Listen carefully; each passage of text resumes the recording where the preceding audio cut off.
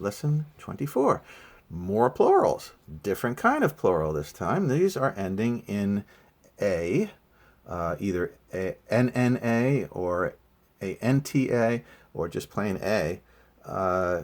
There's different types of plural endings, and you have to learn them by the word. There are groups of nouns that go together, which you'll study in more detail in much later chapters. But for now, they're just showing you that these are the different types of plural endings that you can get.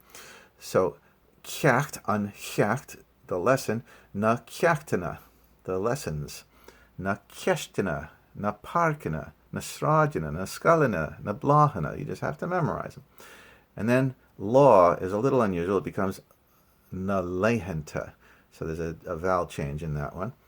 Icha becomes nahichinta. Notice that na puts an H before a vowel.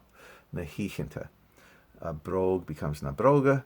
Ul becomes nahula. There's that H again. Padr becomes napadricha. That's one of those cases where the R and the vowel switch places. So you have to watch out for a little change inside sometimes. Padr, napadricha. And then they give you a few adjectives. Fluch, cherem, lahin, kale. Kale, la kale, agus lahin, la lahin.